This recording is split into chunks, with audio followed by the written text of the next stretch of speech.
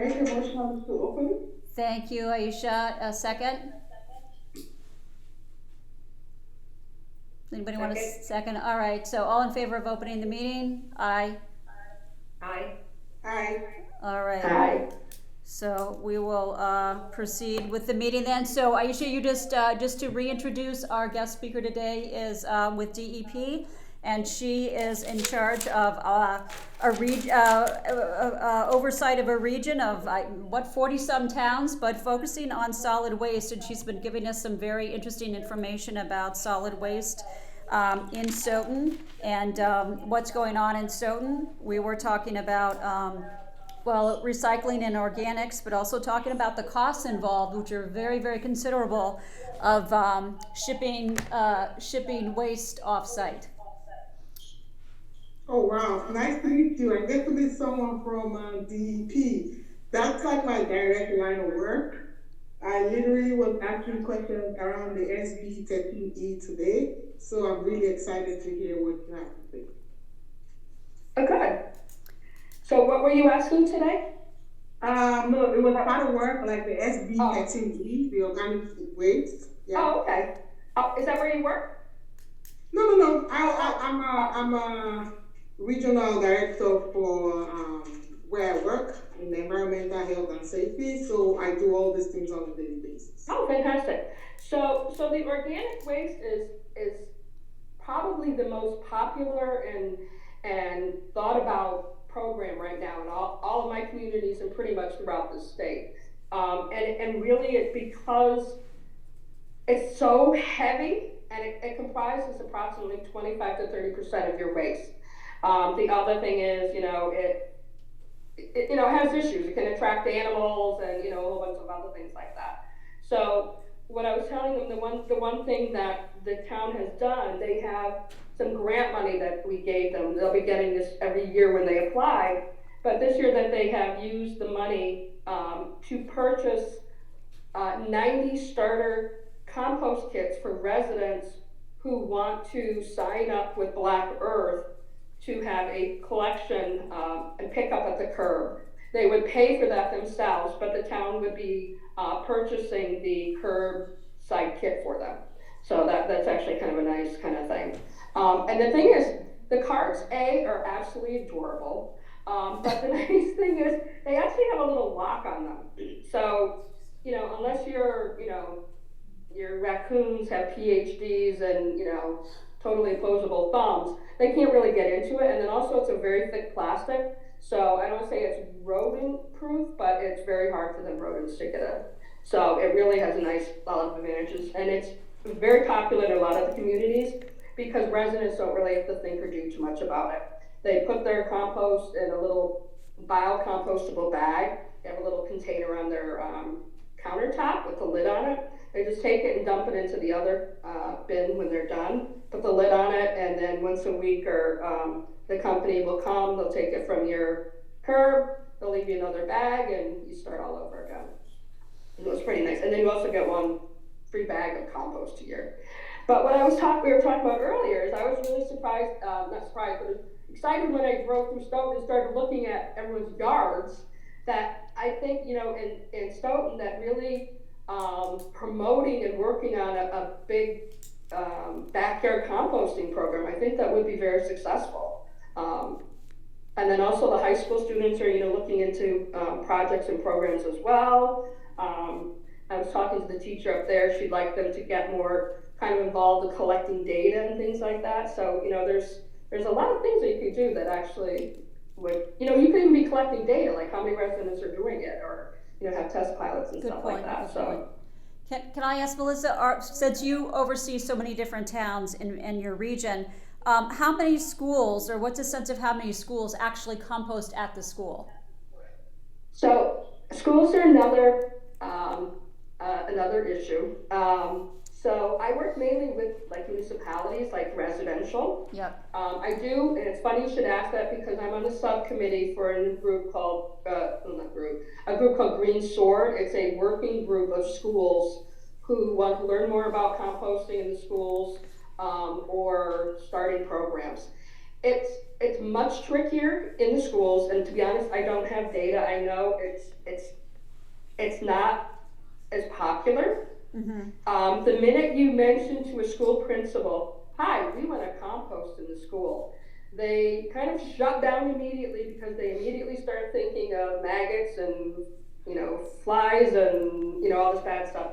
But what the reality is a lot of schools that do it successfully, they don't do the old-fashioned backyard compost thing. That was kind of something. Some schools out in rural places do that, or they do it as part of the science thing. That's cool. But most of the communities that do have it, it's where the kids are instructed inside how to separate their trays and the plastic and all that stuff from the food and the organics. And again, it's exactly like what a residential program is. Companies like Black Earth or others that also specialize in this, they take that compost, they go in, again, really big sealed containers with the lock on them again, and they pick them up once a week. They clean them and all that kind of stuff. So it's really not what the principals are thinking about. And then the custodians often don't want to think about it either. They just think it's going to make more work for them. But the town of Franklin, about a year ago, started a test pilot with a few schools.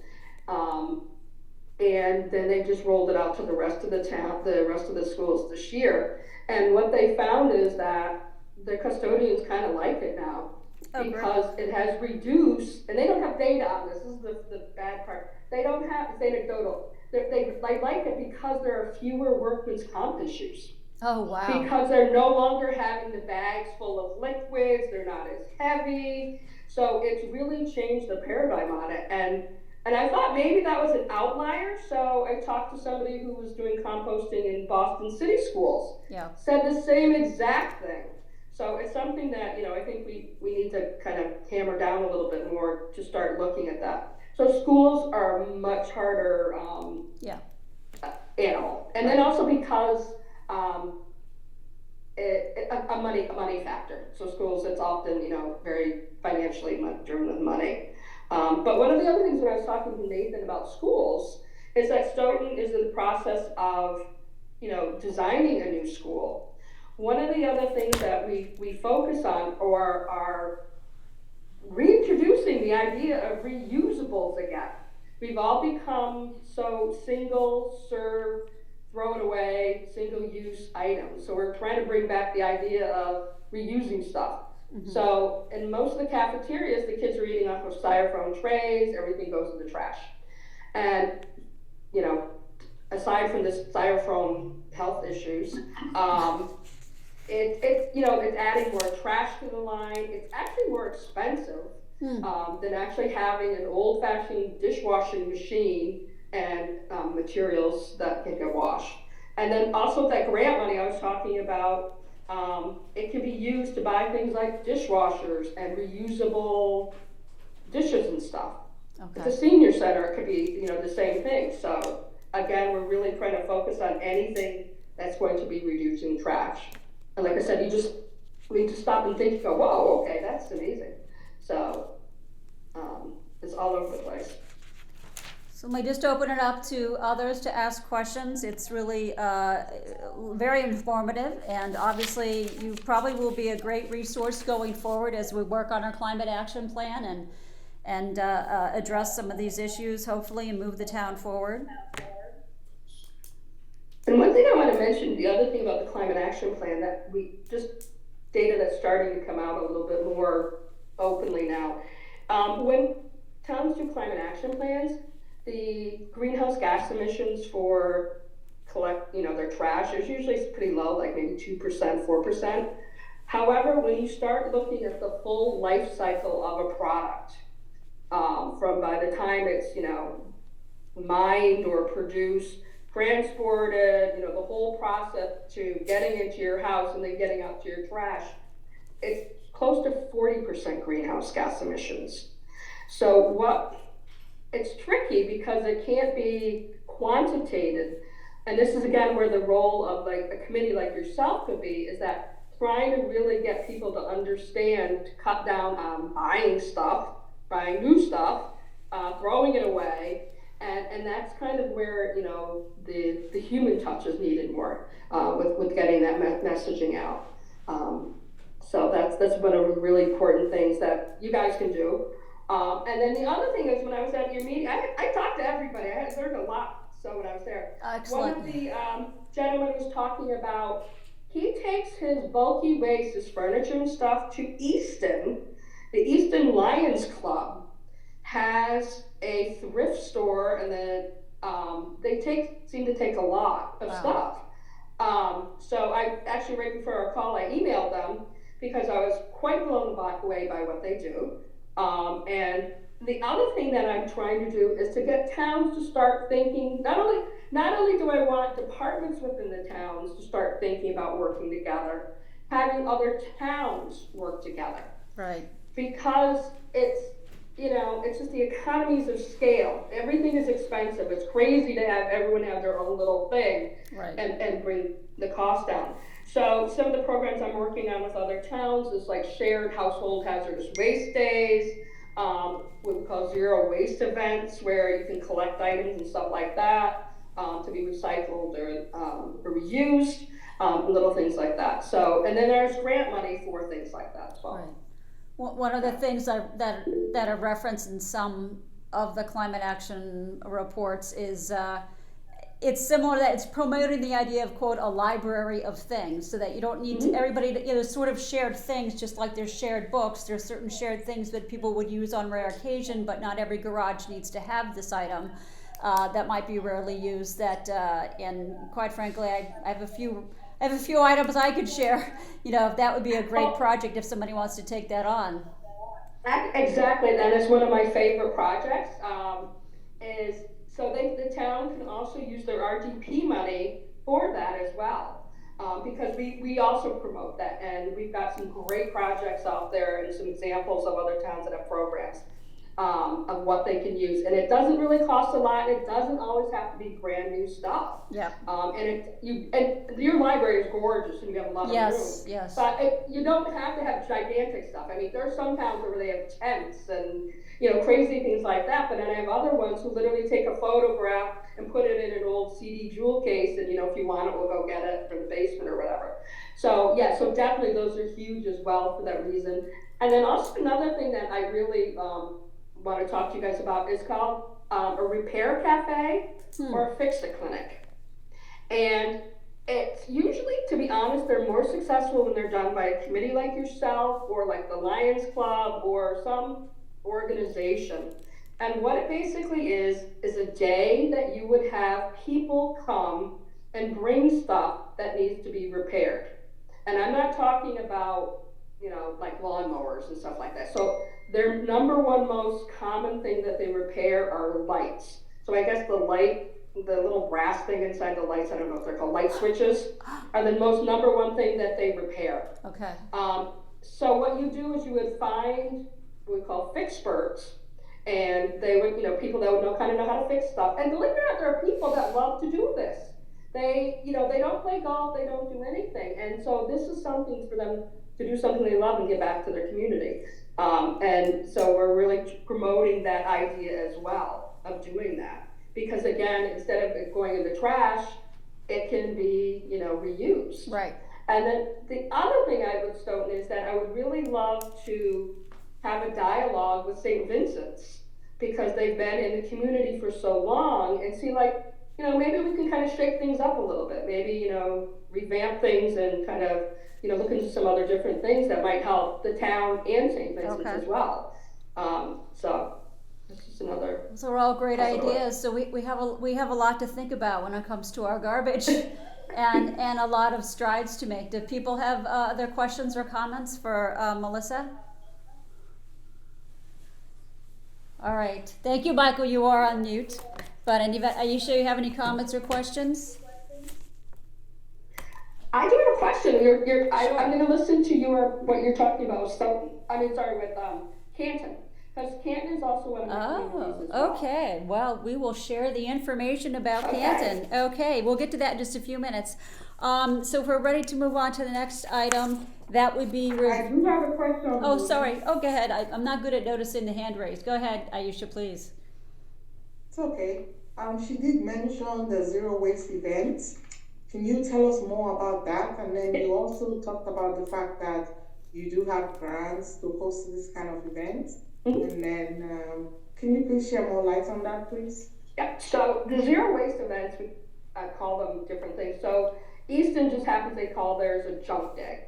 But basically, it would be an event that you would work with vendors who would collect stuff.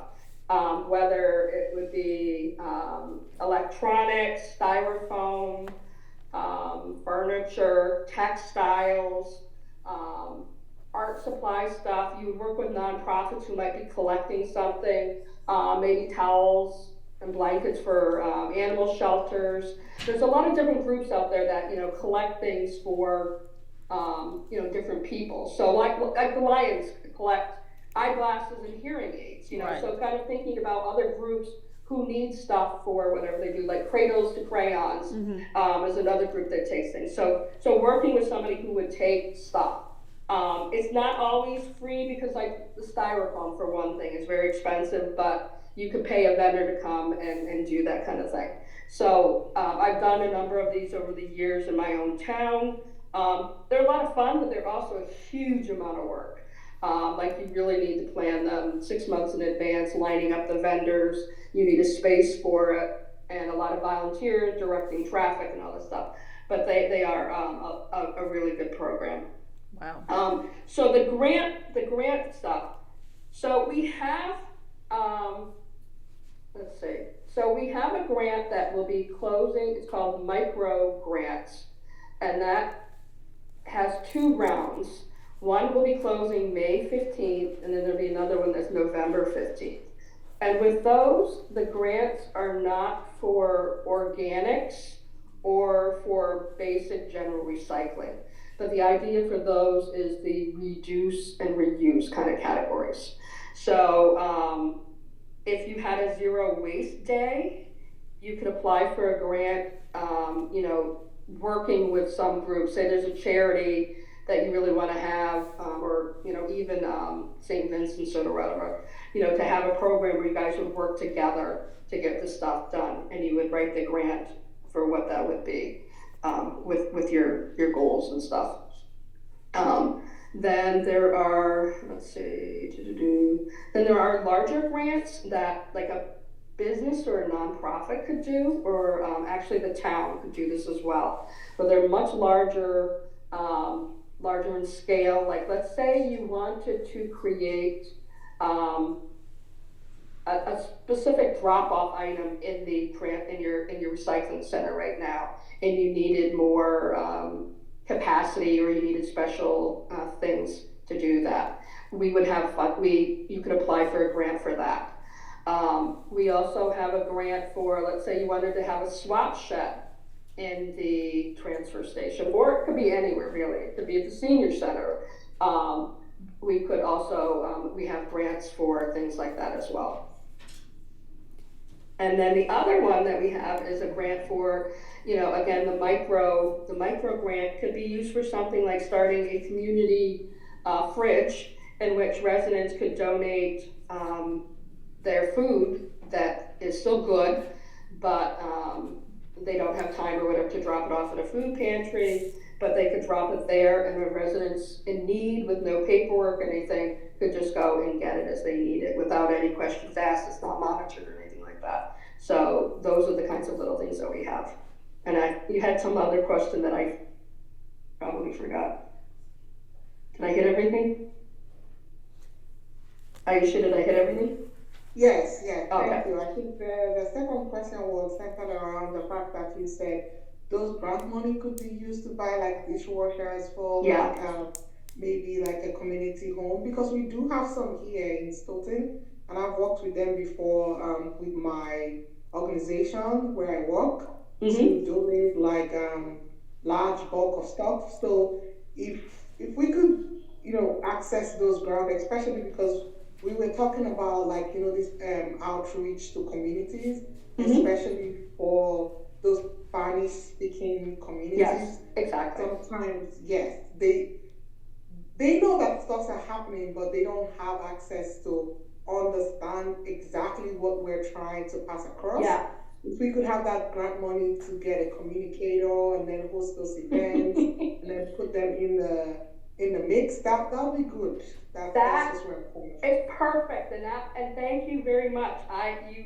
You reminded me of a very important part. So that is one of the other parts of the grant, is that a lot of the materials that the town should be providing is multilingual. And so we're going to be looking at kind of revamping the website a little bit. So the languages that we're focusing on right now are Spanish, Portuguese, Haitian Creole, and I'm going to look at the demographics within the schools to see what else we have. But that is exactly what we need. And they, again, talking about how the community, your committee can help, is simply by having on your SPAC channel talking about how to recycle in Spanish, or how about it in Portuguese or Cape Verdean, or whatever. Is having it in different languages is phenomenal to your residents, and even just explaining what recycling is, because if you're a newer immigrant to the United States, people don't have any idea of what that means. I live in Shrewsbury, and we would have these zero waste events, and people would have to pay us, $20 to drop a TV off. And we were having residents from India that thought they were getting money. And we're like, what's wrong with these people? Like, why do they think they're getting money? But what I found out recently is that in India, people save stuff, and then somebody comes to their home and buys the stuff. So it's a very different paradigm. Wow. So, so we just really have to think about, like exactly like you said, exactly. So that's definitely a huge, huge component as well. And the town does get little, points for that as well. And it's a big, big issue. So thank you for bringing that up. Yes, that was a great issue to bring up. All right. And yes, they can use grant money on that, by the way. Okay. and the more I hear, the more I feel like the whole, awareness of grants, understanding the grant process, being on top of it, applying and maximizing the grant opportunities is a huge undertaking for the town itself. So whether it's scattered amongst different town employees or centralized or whatever, but it's like with a lot of things, the money's out there, but you have to be aware of it and poised to take advantage of those opportunities, which is one of the things that the Climate Action Plan hopefully will do.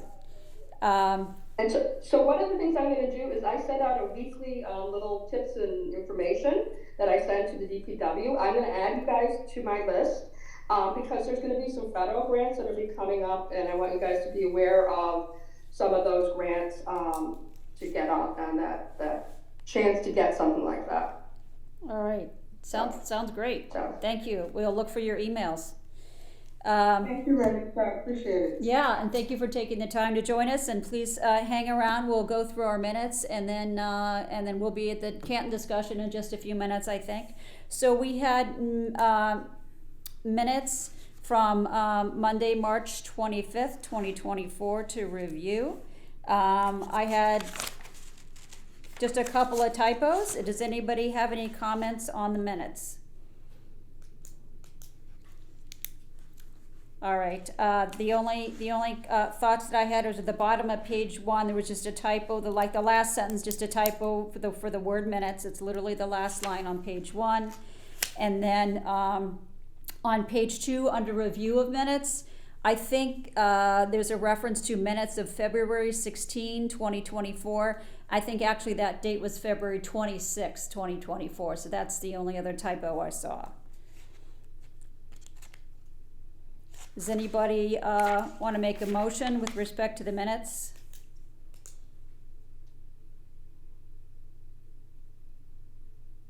Oh, I can't hear anybody. Anybody want to make a motion to adopt the minutes? I'll make a motion to adopt the minutes from March 25th as suggested revisions, with suggested revisions. Any second? Thank you. All right. All in favor of adopting the minutes with the couple of suggestions? Aye. Aye. Any opposed? No. Okay, so those minutes will be finalized. Thank you, Michael, for your work on the minutes.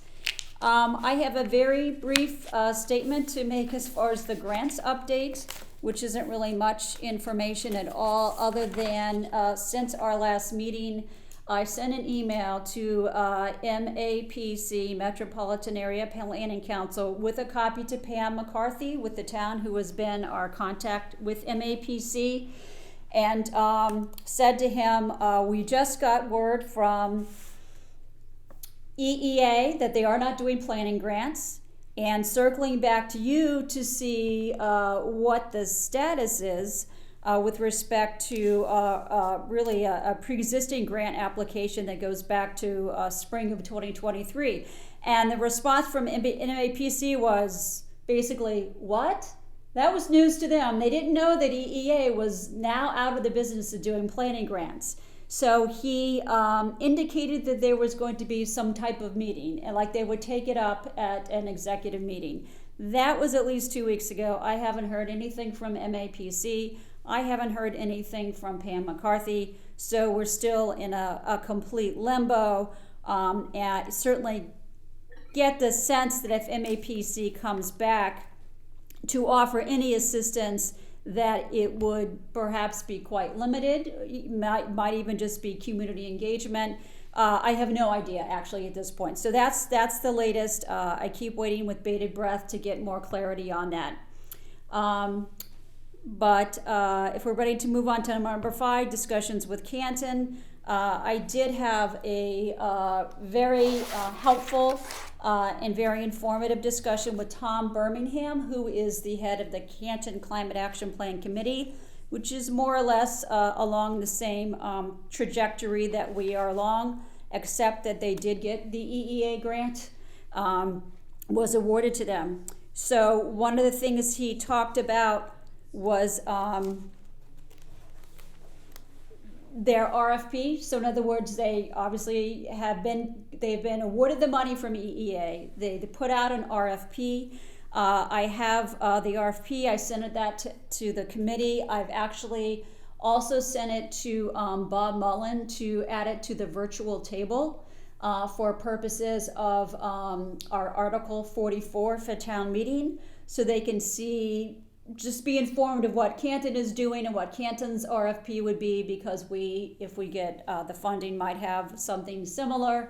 And it was just informative to read the RFP. What he told me was that they actually did and I don't need to go into a lot of detail here because I don't want to get ahead of ourselves. They did a value RFP and not just the lowest bidder.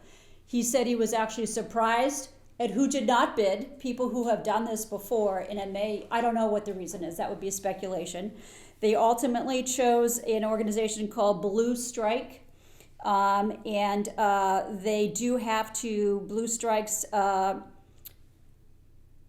request or response came in at like $62,000, so the town is going to have to pick up the shortfall between that and a $50,000 EEA grant. So that was informative to know where they're going with that. I guess certainly can follow up with him on that and see about that process. He actually talked with me about what they're looking for and expecting from the consultant. They actually interviewed, quite frankly, they also interviewed at least 2 of the consultants who put in a response to the request or put in a bid to the request for proposal. And one of the things that he said was, they certainly the expectation is that a consultant is going to be able to identify funding opportunities, which I think was something kind of central to what our hopes were with the consultant. And quite frankly, he also said that, having the consultant is going to accelerate the measures you want to take, and obviously accelerate, gaining support and legitimize the process. So I think that is helpful to know where Canton is on that. And the other thing he stated was that, having an engineering consultant, they can sort of do engineering models and give you some kind of quantitative analysis of different steps where that would take you on the road to net zero emissions. And then another thing you told me that was very interesting was about, it's a Massachusetts nonprofit, which actually seems to be like a gathering of towns and committees on towns that are working on climate change. It's called massenergize.org. It is a nonprofit. Tom Birmingham had attended the conference in person. And he was just bowled over by some of the information and the speakers at the conference and some of the contacts that he made at that conference. He also indicated, I think you can look at the website, which I need to study some more. It can kind of be, if you're a member, if the town joins as a member of this, it can be a place, I think, to store like an active live website that people could look at, that could inform them of things, and that they could help with a platform for that and help with the costs of that website. And then you could look at other towns and see what their sort of updating website could do. So again, it seemed like it could be very interactive. As you know, we have a very, very static website which has almost nothing because we don't have anybody who's building a website for us. So to join that organization and be able to participate, first of all, as Melissa said, talking with other towns could just be enormously productive. Sharing information. We're not competing with each other. We're all trying to get to the same goal. So that was exciting. There is this cost for subscription to that. That is something that I think we would want to talk about, you know, as we proceed with our plan. So that was helpful. And also Canton has Earth Day. Canton has an Earth Day event next Saturday, the 27th, which I think I sent around the flyer. That would be great to go and check out what they're doing in Canton. So that was my conversation with my counterpart in Canton. Anybody have any questions or thoughts or comments? Alrighty. You might actually want to look into Mass Climate Action Network as well. Okay, I know that I sometimes seem to be getting their emails. Okay. There's quite a font of information out there, but Yes. yeah. And then if you wouldn't mind, if you could share Tom's information with me. Yep. I'm trying to get a hold of the Canton Sustainability Committee. Oh, I can send you his email. Yes. Yes.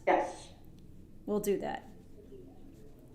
The information I'm giving you, they need to. Okay, absolutely. No, I'm sure they'd be happy. And they also have Canton also has the advantage of having a very active 501c3 organization, as many towns do, which I think is just bolstering the work of the Climate Action Plan Committee, and so that's really gives them quite an advantage. Yeah. So anybody stop me if they want to jump on anything, but I was going to go to number 6, which was community outreach. We need to put this on the agenda for next meeting when we have hopefully Rachel and Janet here as well. But I actually did email, I love the echo, I did email Pam McCarthy about business outreach, and she said there is no Stoughton Chamber of Commerce anymore. So she said they've joined the Randolph Chamber of Commerce, but then something happened with that organization. So I don't know that there is a centralized way to reach out to the business community and have discussions with them about joining in the discussions and analyzing how to make strides on climate action. So Actually, I forgot to mention Okay. that one of the other programs that we work with is called MassRecycleWorks.com. okay, all right, And what they are is they are also a nonprofit. They handle some of our schoolwork and our Recycle Smart website. But they also provide free education and outreach to businesses and to institutions.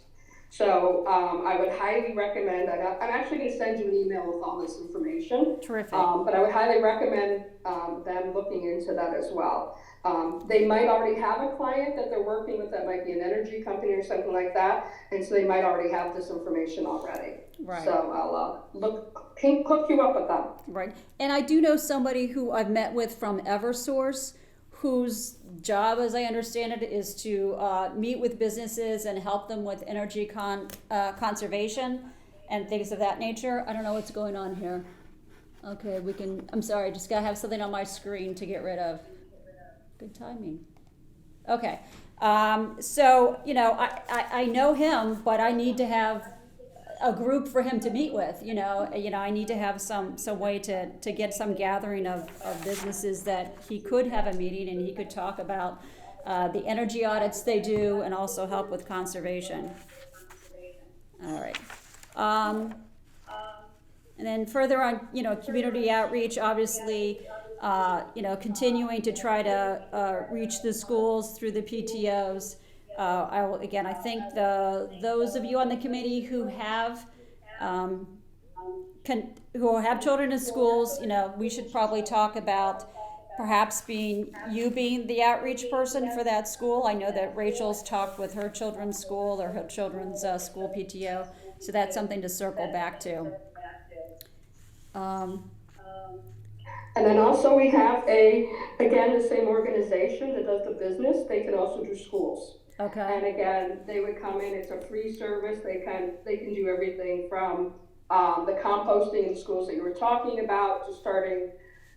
My main concern is that the Stoughton schools need to start recycling programs within the schools so they can help them do that and really just about anything. So they overlap a lot with what you're doing and what we do. So they really kind of cover all that. And then they would work, with you guys to help the goals and funding and all that kind of stuff as well. Okay. Well, that's great because it sounds like that, that's the step you need. It's one thing to mention recycling and to get people who are open to it and whatever, but to actually get the steps going so that it's a reality sounds like that's the missing link that we need to make sure that we move forward with them. So that's very helpful. Again, that's terrific information. So just further, and we'll put this on next week's agenda to community outreach. I happened to go to the Dedham Climate Action Plan, which has been around for a couple of years. They have a list of stakeholders that they conferred with and talked to, and it's a very long list, and it's sort of like a checklist that we could think of that we should make sure we reach out to all these same parts of government and parts of the community. So again, we'll do that. We'll go over that next week when hopefully there's not going to be an echo. We're going to have to take care of this echo. All right. Anybody have any announcements or other business that we should be addressing that did not make it onto the agenda because it was recently too recent since my agenda was posted last Wednesday or Thursday? All right. Hearing nothing. I did have public comment. If anybody wanted to sign up, we have 2 guests. No public comment tonight. All right, thank you. All right, so, oh yes, I'm sorry, it skipped over me. We are scheduling our next meeting. So 3 of the members of the committee are town meeting members, and they are going to be attending town meeting day after day after day in May. So I am thinking, however, I do not want to skip an entire month. I would recommend either meeting Tuesday, the 7th of May, or Tuesday, the 14th of May, just virtually, and it would just be a very, fine-tuned meeting for 1 hour, because I know people are going to be tired. So rather than asking you, I think I'll ask people in an email which day works for the majority of people of those 2 dates in May. And then we will get that figured out. We'll get that meeting posted. We'll get an agenda. As always, anybody has any ideas for the agenda, please let me know. Several days ahead of time, I usually send them to the town on Wednesday to be posted so that we're in plenty of time for Monday, because I do like to comply with all the town meeting requirements. That's very important. All right, so we'll leave that open as far as another meeting, but I know I'm pretty excited about going to town meeting. We'll have a great opportunity to speak about climate change in front of the town, which is always a good thing. If there's anything else, let me know. Otherwise, if anybody wants to make a motion to close the meeting. Motion to adjourn. I support. Okay, all in favor of adjourning the meeting? Aye. Any opposed? No. Okay, thank you, everybody.